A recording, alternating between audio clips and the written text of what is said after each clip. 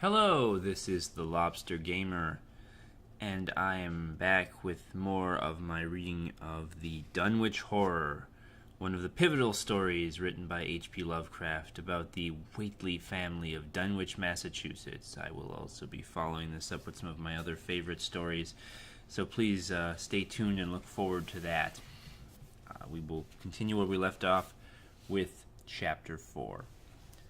For a decade, the annals of the Whateleys sank indistinguishably into the general life of a morbid community used to their queer ways, and hardened to the May Eve and All Hallows Eve orgies. Twice a year they would light fires on the top of Sentinel Hill, at which times the mountain rumblings would recur with greater and greater violence, while at all seasons there were strange and portentous doings in the lonely farmhouse. In the course of time, callers professed to hear sounds in the sealed upper story even when the family were downstairs, and they wondered how swiftly or how lingeringly a cow or bullock was usually sacrificed. There was talk of a complaint to the Society for the Prevention of Cruelty to Animals, but nothing ever came of it, since Dunwich folk are never anxious to call the outside world's attention to themselves. About 1923, when Wilbur was a boy of 10, whose mind, voice, stature, and bearded face all gave the impressions of maturity, a second great siege of carpentry went on in the old house. It was all inside the sealed-up part, and from bits of discarded lumber, people concluded that the youth and his grandfather had knocked out all the partitions and even removed the attic floor, leaving only one vast open void between the ground story and the peaked roof. They had torn down the great central chimney, too, and fitted the rusty range with a flimsy outside tin stovepipe. In the spring after this event, even old Whately noticed the growing number of whippoorwills that would come out of Cold Spring Glen to chirp under his window at night. He seemed to regard the circumstance as one of great significance, and told the loungers at Osborne's that he thought his time had almost come. "They whistle jest in tune with my breathing now," he said, "and I guess they're gittin' ready to ketch my soul. They know it's a-goin' about and done calculate to miss it. You know, boys, arter I'm gone, whether they gimme or not. If they do, they'll keep up a-singin' and a-laughin' till break o' day. If they don't, they'll kinder quiet down, like. I expect them and the souls they hunts for hev some pretty tough tussles sometimes." On Lammas night, 1924, Dr. Houghton of Aylesbury was hastily summoned by Wilbur Whately, who had lashed his one remaining horse through the darkness and telephoned from Osborne's in the village. He found old Whately in a very grave state, with a cardiac action and stertorous breathing that told of an end not far off. The shapeless albino daughter and oddly bearded grandson stood by the bedside, whilst from the vacant abyss overhead there came a disquieting suggestion of rhythmical surging and lapping as of the waves on some level beach. The doctor, though, was chiefly disturbed by the chattering night birds outside, a seemingly limitless legion of whippoorwills that cried their endless message in repetitious time diabolically to the wheezing gasps of the dying man. It was uncanny and unnatural, too much, thought Dr. Houghton, like the whole of the region he had entered so reluctantly in response to the urgent call. Towards 1 o'clock, old Whately gained consciousness and interrupted his wheezing to choke out a few words to his grandson. "More space, Willie! More space soon! You grows, and that grows faster. It'll be ready to serve you soon, boy. Open up the gates to Yog Sothoth, with a long chant that you'll find on page 751 of the complete edition, and then put a match to the prison. Fire from earth can't burn it now." He was obviously quite mad. After a pause, during which a flock of whippoorwills outside adjusted their cries to the altered tempo, while some indication of the strange hill noises came from far off, he added another sentence or two. "Feed it regularly, Willie, and mind the quantity, but don't let it grow too fast for the place, for if it bursts quarters or gets out afore you opens to Yog Sothoth, it's all over and no use. Only them from beyond can't make it multiply and work. Only them, the old uns, as wants to come back." But speech gave place to gasps again, and Lavinia screamed at the way the whippoorwills followed the change. It was the same for more than an hour, when the final throaty rattle came. Dr. Houghton drew shrunken lids over the glazing gray eyes as the tumult of birds faded imperceptibly to silence. Lavinia sobbed, but Wilbur only chuckled whilst the hill noises rumbled faintly. "They didn't get him," he muttered in his heavy bass voice. Wilbur was by this time a scholar of really tremendous erudition in his one-sided way, and was quietly known by correspondence to many librarians in distant places where rare and forbidden books of old are kept. He was more and more hated and dreaded around Dunwich because of certain youthful disappearances which suspicion laid vaguely at his door, but was always able to silence inquiry through fear or through use of that fund of old-time gold which still, as in his grandfather's time, went forth regularly and increasingly for cattle buying. He was now tremendously mature of aspect, and his height, having reached the normal adult limit, seemed inclined to wax beyond that figure. In 1925, when a scholarly correspondent from Miskatonic University called upon him one day and departed pale and puzzled, he was fully 6 3/4 feet tall. Through all the years, Wilbur had treated his half-deformed albino mother with a growing contempt, finally forbidding her to go to the hills with him on May Eve and Hallowmas. And in 1926 the poor creature complained to Mamie Bishop of being afraid of him.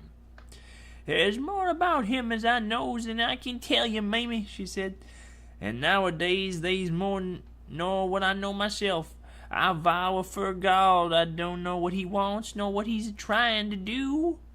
That Halloween the hill noises sounded louder than ever, and the fire burned on Sentinel Hill as usual, but the people paid more attention to the rhythmical screaming of vast flocks of unnaturally belated whippoorwills, which seemed to be assembled near the unlighted Whately farmhouse.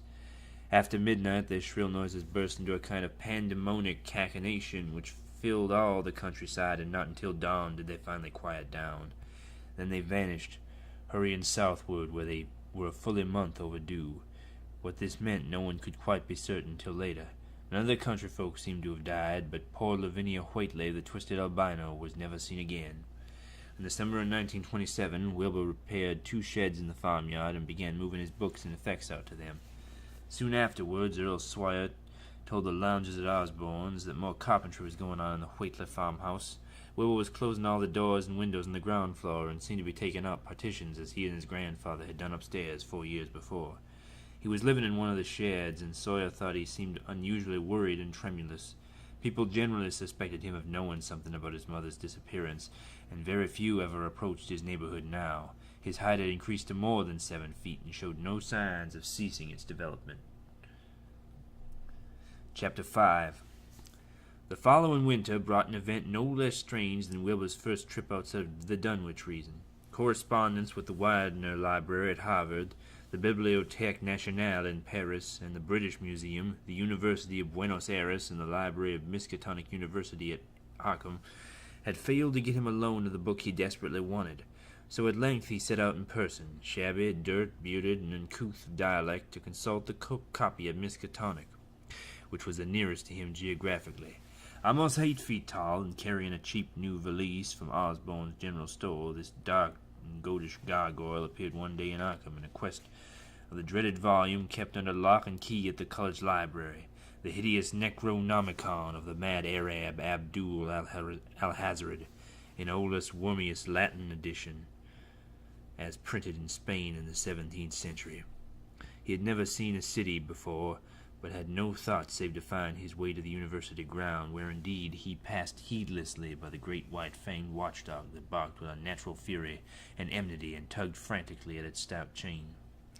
Wilbur had with him the priceless but imperfect copy of Dr. Dee's English version, which his grandfather had bequeathed him, and upon receiving access to the Latin copy he at once began to collate the 2 texts with the aim of discovering a certain passage which would have come on the 751st page of his own defective volume.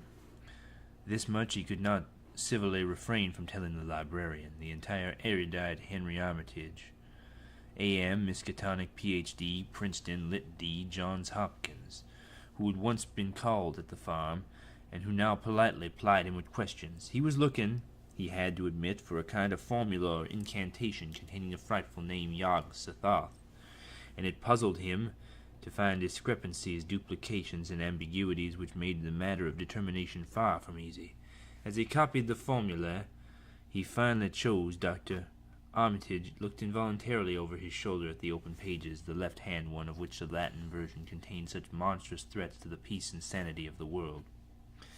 "Nor is it to be thought," ran the text as Armitage mentally translated it, that man is either the oldest or the last of earth's masters, or that the common bulk of life and substance walks alone. The old ones were, the old ones are, and the old ones shall be. Not in the spaces we know, but between them. They walk serene and primal, undimensioned and to us unseen. Yog-Sothoth knows the gate. Yog-Sothoth is the gate. Yog-Sothoth is the key and the guardian of the gate. Past, present, future, all are one in Yog-Sothoth. He knows where the old ones broke through of old, and where they shall break through again. He knows where they had trod earth's fields, and where they shall still tread them, and why no one can behold them as they tread. By their smell can men sometimes know them near, but of their semblance can no man know, saving only in the features of those they have begotten on mankind. And of those are there many sorts, differing in likeness from man's truest eidolon to that shape without sight or substance which is them. They walk unseen in foul and lonely places where the worlds have been spoken, and the rites howled through with their seasons. The wind gibbers with their voices, and the earth mutters with their consciousness. They bend the forest and crush the city, yet may not forest or city behold the hand that smites. Kadath in the cold waste hath known them, and what man knows Kadath? The ice desert of the south and the sunken isles of the ocean hold stones whereon their seal is engraved. But who hath seen their deep frozen city, or the sealed tower long garlanded with the seaweed and barnacles? Great Cthulhu is their cousin, yet he can spy them only dimly. Aye, Shub-Niggurath, as of foulness ye shall know them. Their hand is at your throats, yet ye see them not, and their habitation is even one with your guarded threshold. Yog-Sothoth is the key to the gate, whereby the spheres meet. Man rules now where they once ruled, and they shall soon rule where man rules now. After summer is winter, after winter summer, they wait patient and potent, and here shall they reign again. Dr. Armitage, associating what he was reading with what he had heard of Dunwich and its brooding presences, and of Wilbur Whately and his dim, hideous aura that stretched from a dubious birth to a cloud of probable matricide, felt a wave of fright as tangible as the draught of a tomb's cold clamminess. The bent, goatish giant before him seemed like the spawn of another planet or dimension, like something only partly of mankind, and linked to black gulfs of essence, an entity that stretched like a titan phantasms beyond all spheres of force and matter, space and time.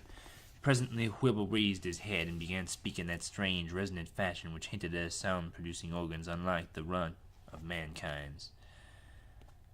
"Mr. Armitage," he said, "I calculate I've got to take that book home.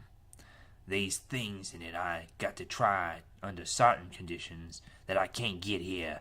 In it, it'd be a mortal sin to let a red tape rule hold me up.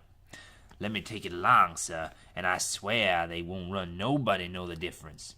I don't need to tell ye I take good care of it.